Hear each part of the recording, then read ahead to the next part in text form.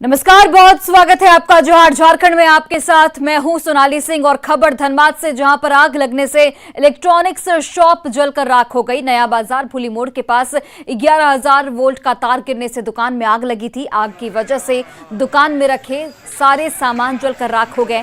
आग लगने से अफरा तफरी का माहौल वहां पर बना रहा, जिसके बाद आसपास की दुकानों को आग की चपेट में आने से बचाने में लोग जुट गए। फायर ब्रिगेड को भी इसकी जानकारी दी गई, जिसके बाद मौके पर पहुंची दमकल की टीम ने आग पर काबू पा लिया है। अगलगी की इस घटना में दुकान मालिक को लाखों का नुकसान हुआ है। लोगों का ये भी आरोप है कि जर्जर बिजली तार की मरम्मत के लिए कई बार बिजली विभाग से गुहार लगाई गई थी, लेकिन कोई इसे गंभीरता से नहीं लिया और इस घटना को लेकर लोगों में बिजली विभाग के खिलाफ आक्रोश जो है वो साफ तौर पर नजर आ रहा है।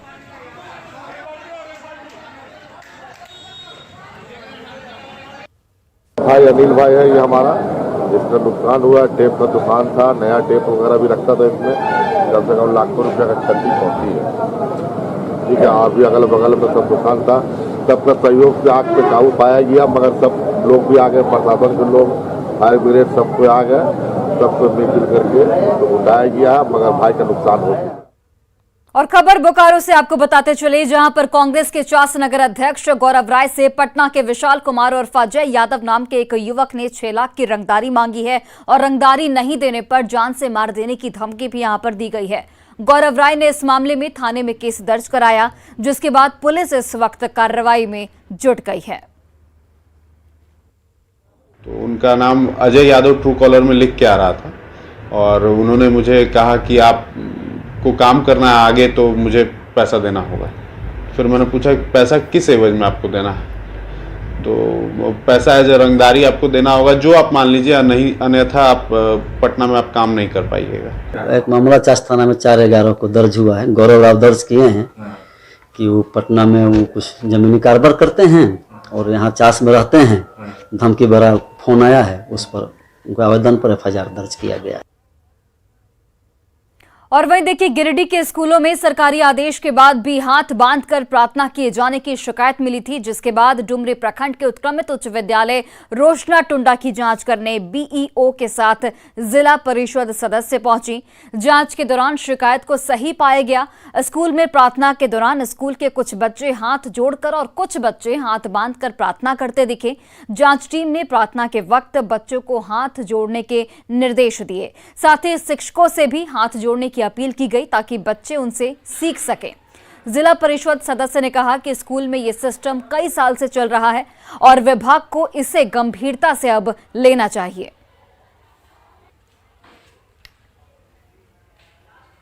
बच्चे बिल्कुल पोशाक में अपना सुसज्जित ढंग से प्रार्थना सभा में हमने पाया, बिल्कुल ठीक ठाक पाया। जहाँ कुछ बच्चों में कमी पाया, बच्चों को मैं मार्गदर्शन दिया। उम्मीद है कि बच्चे किस तरह की कमियां थी सर? प्रार्थना सभा में कुछ बच्चों को मैंने देखा कि हाथ जोड़कर सभी एक साथ नहीं थे, तो उनको मैंने निर्देश भी दिया और शिक्षकों को भी मैंने निर्देश दिया कि सबसे पहले गुरु को करके सिखाना पड़ेगा और इसके लिए हाथ जोड़ें स्वयं गुरु, उसके बाद ही तब बच्चे इसका अनुसरण करेंगे। हम प्रार्थना में भी पहुंच गई। इसमें कुछ बच्चा हाथ जोड़ रहे थे और कुछ बच्चा हाथ जोड़ के प्रार्थना नहीं कर रहे थे, जिसमें यह भेदभाव का ही परिचय हम समझ सकते हैं। इस तरह स्कूल में भेदभाव नहीं होना चाहिए कि जो सदियों से हाथ जोड़ के प्रार्थना स्कूल में हो रही उसी तरह होनी चाहिए। हम छात्र छात्राएं और शिक्षकगण से भी आग्रह किए कि ऐसा नहीं होना चाहिए। और वहीं देखिए, सीएम हेमंत सोरेन और उनके भाई विधायक बसंत सोरेन के लिए कल का दिन बेहद अहम है। सीएम हेमंत सोरेन को लीज आवंटित करने और बसंत सोरेन के करीबियों पर अवैध कमाई को शेल कंपनी में निवेश करने के खिलाफ याचिका सुनवाई योग्य है या नहीं, इस पर सुप्रीम कोर्ट कल फैसला सुनाएगा। सुप्रीम कोर्ट के चीफ जस्टिस यूयू ललित की अध्यक्षता वाली पीठ ने 17 अगस्त को हेमंत सोरेन और राज्य सरकार की अपील याचिका पर सुनवाई के बाद फैसला सुरक्षित रख लिया था और कल सुप्रीम कोर्ट में जस्टिस धूलिया की बेंच ये फैसला सुनाएगी। याचिकाकर्ता शिवशंकर शर्मा ने मुख्यमंत्री के खिलाफ गलत तरीके से खनन लीज आवंटित कराने और उनके करीबियों पर शेल कंपनियों में निवेश का आरोप लगाते हुए झारखंड हाईकोर्ट में जनहित याचिका दाखिल की थी, जिसके बाद हाईकोर्ट ने याचिका को सुनवाई योग्य माना था। हाईकोर्ट के फैसले को सुप्रीम कोर्ट में सरकार और सीएम की ओर से चुनौती दी गई थी और कल इस पर एक बड़ा और अहम फैसला आने वाला है।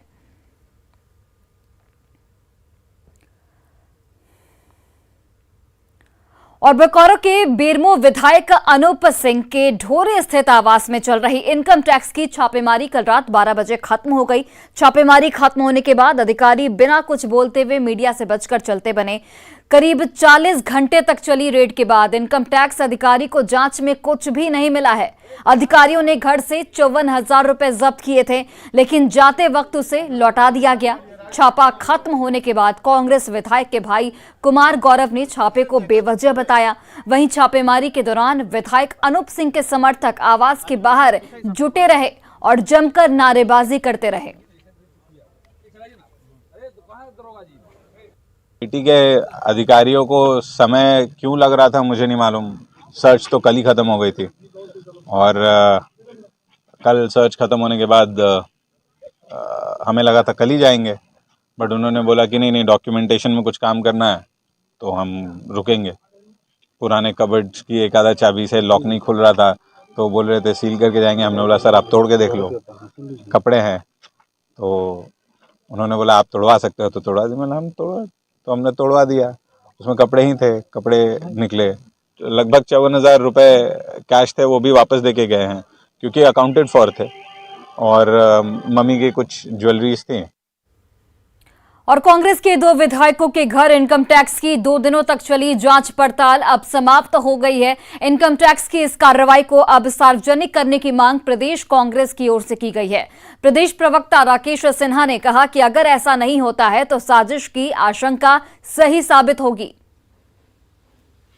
इनकम टैक्स टीम को अब यह बताना चाहिए कि कांग्रेस के दोनों विधायकों के घर पे जो 2 दिनों तक रेड डाला है इन लोगों ने, उसके बाद उसका फलाफल क्या मिला है। तो स्वाभाविक तौर पे क्या उन्हें दस्तावेज उपलब्ध हुए हैं, क्या दस्तावेज वो देखे हैं, तो इसे सार्वजनिक करना चाहिए। अगर वो सार्वजनिक नहीं करते हैं तो जिस प्रकार का रेड ये हुआ है कि भारतीय जनता पार्टी का स्टिकर, भारतीय जनता पार्टी की तो गाड़ी भी हो सकती है, तो ये बिल्कुल एक दबाव के आधार पर जो सरकार को, लोकतांत्रिक सरकार को अस्थिर करने का जो एक प्रयास भारतीय जनता पार्टी के द्वारा किया जा रहा, तो यह प्रमाणित हो जाता है फिर। और वहीं देखिए, बोकारो के बेरमो विधायक अनूप सिंह के घर आयकर विभाग की ओर से इस्तेमाल की गई गाड़ी पर बीजेपी का स्टिकर लगा था और इसे लेकर सीएम के साथ ही सत्ताधारी दल के नेताओं ने बीजेपी और जांच एजेंसियों पर तीखा हमला बोला था। सीएम के बयान के बाद बीजेपी ने पलटवार कर दिया है। पार्टी प्रवक्ता मुशफिका हसन ने प्रेस कॉन्फ्रेंस में एक वीडियो दिखाया जिसमें गाड़ी मालिक की ओर से किराए पर गाड़ी चलाने की बात कही गई। ये गाड़ी बीजेपी की रैली में गई थी जिस पर पार्टी का स्टिकर चिपका हुआ था। उसके बाद उसी गाड़ी से आयकर के अधिकारी पहुंचे थे।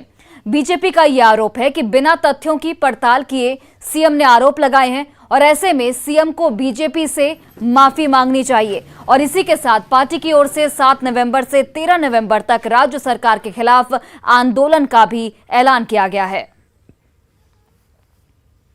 संवैधानिक संस्था पर आप उंगली उठा रहे हैं बिना कोई जांच पड़ताल किए, बिना कोई फैक्ट को जाने। ये बहुत दुर्भाग्य की बात है। माननीय मुख्यमंत्री जी, भारतीय जनता पार्टी मांग करती है कि आप सार्वजनिक रूप पर आप अपने बयान पर आप माफी मांगिए। आपने एक संवैधानिक संस्था पर, आपने एक भारतीय जनता पार्टी का हर एक कार्यकर्ता इससे आहत हुआ है। राज्य की जनता के लिए, राज्य की खनिज संपदा के लिए, जल जंगल जमीन के बचाव के लिए और आने वाले दिनों में आगामी 7 से लेकर 13 नवंबर तक भारतीय जनता पार्टी पूरे प्रदेश के 263 प्रखंडों में हम लोग चरणबद्ध तरीके से आंदोलन करेंगे। और वहीं रांची में अपराधियों की फायरिंग में एक व्यवसायी बाल बाल बच गए। कांके थाना क्षेत्र की यह पूरी घटना, जहां पर कारोबारी विश्वजीत कुमार सिंह पर बाइक सवार अपराधियों ने फायरिंग की। हालांकि गोली कार के स्टीयरिंग पर लगाकर बाहर निकल गई। इस फायरिंग में विश्वजीत सिंह को हाथ में हल्की चोट जरूर आई है, जिसका इलाज स्थानीय अस्पताल में चल रहा है। घटना कांके के सुकरहट्टू इलाके स्थित आईटीबीपी के कैंप के समीप की बताई जा रही है और अभी तक गोली चलाने वाले की पहचान नहीं हो पाई है, लेकिन आशंका जाहिर की जा रही है कि पैसे के लेन देन को लेकर ये गोलीबारी की गई है। बच गया है अभी भाई, तो पूरी दुनिया का तैयारी।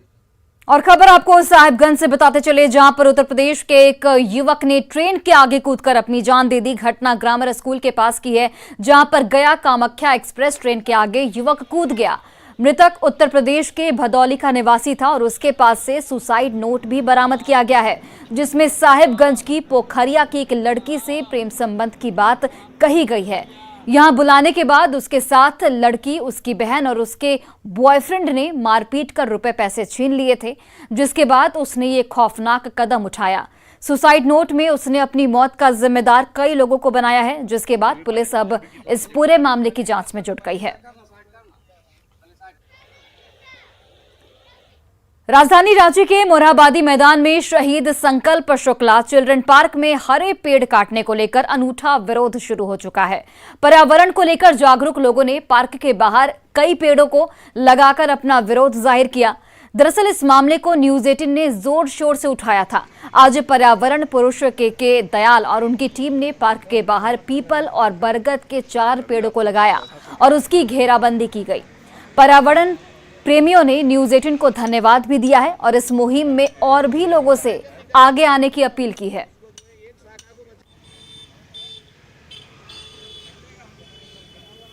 बस यही है कि इधर आपने जो न्यूज़ 18 में जो न्यूज़ उस दिन चलाया था, जो हरे हरे पेड़ जो बहुत से काट दिए गए थे, उसी के विरोध में हम लोगों ने आज बहुत सा पेड़ लगाने का संकल्प लिया।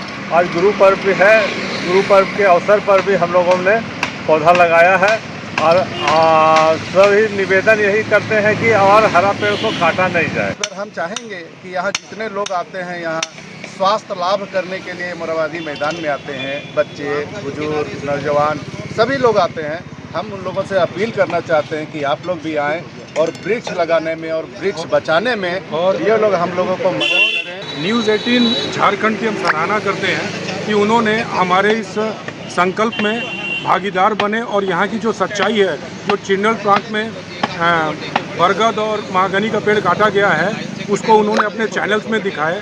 हम लोग का साफ साफ कहना है कि भाई हम लोग संकल्प वाटिका में जो लोग इकट्ठा होते हैं, हर रविवार को, प्रत्येक रविवार को यहाँ हम लोग 10, 20, 50 पेड़ लगाते ही है। हर दिन की बात है, ये नहीं कि एक बरसात में लगा रहे ऐसी बात नहीं है, बल्कि सालों भर ये हम लगाते हैं। और वहीं राजधानी रांची में वायरल फीवर की चपेट में आती हुई दिख रही है। गंदगी के ढेर से उससे फैल रहे मच्छरों के आतंक की वजह से संक्रामक बुखार तेजी से पांव पसार रहा है। राजधानी रांची के रिम्स अस्पताल के मेडिसिन वार्ड में आने वाले 50% मरीज वायरल फीवर से संक्रमित हैं, जिसे लेकर स्वास्थ्य विभाग भी इस वक्त अलर्ट मोड पर है।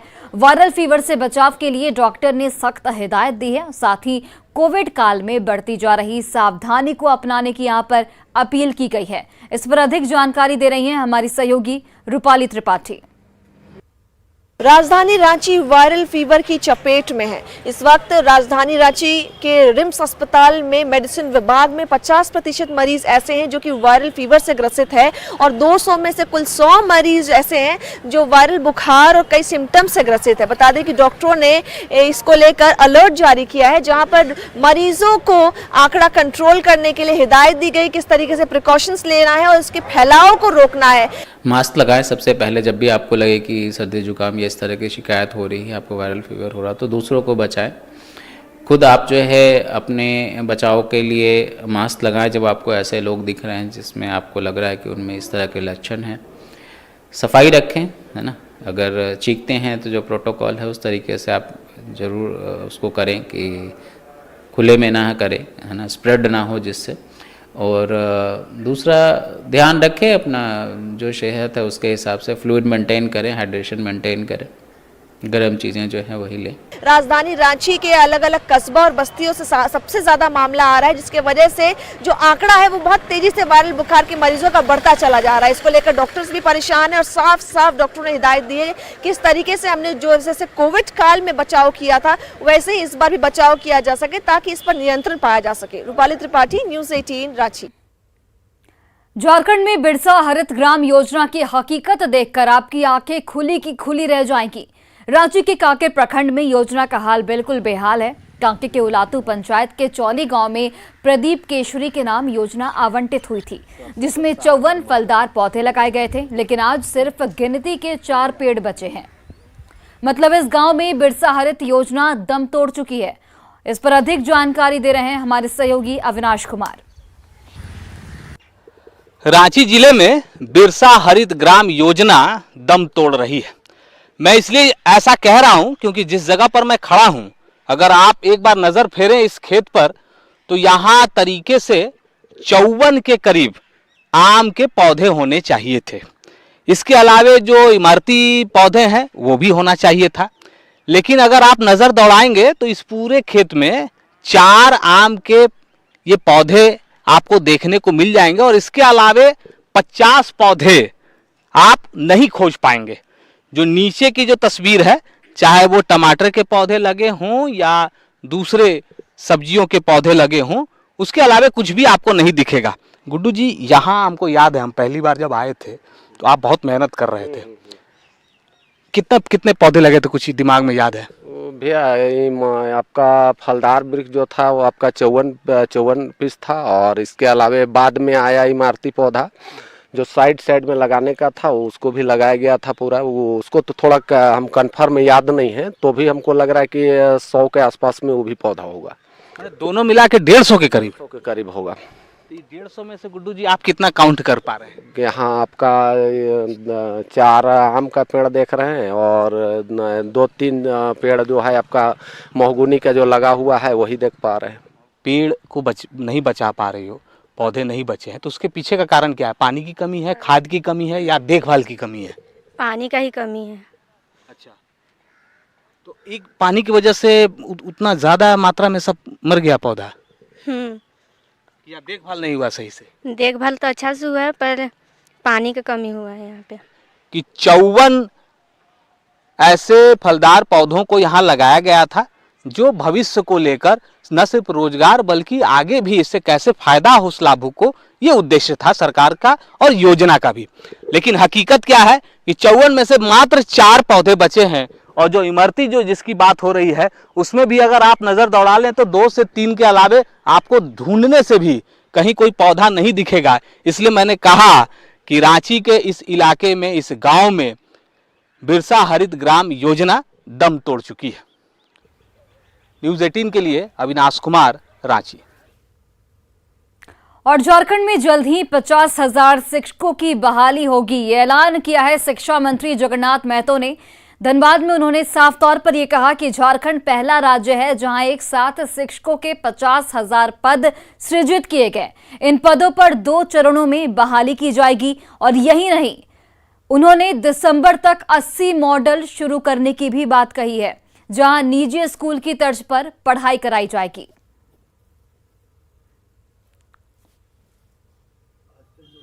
नंबर के पहले वैकेंसी निकलेंगे। वैकेंसी 25,000 26,000 कुछ है। जी जी जी, 25,000 है ना। पहला टेट के लिए, सेकेंड टेट लेंगे, दोनों को मौका मिलेगा तो 24,000 फिर हम करेंगे, 50,000 बहाल करेंगे। हाँ, टेट कब तक होगा? टेट जैसी हमारा बहाल हो जाएगा कानून के बाद और केस कर देंगे।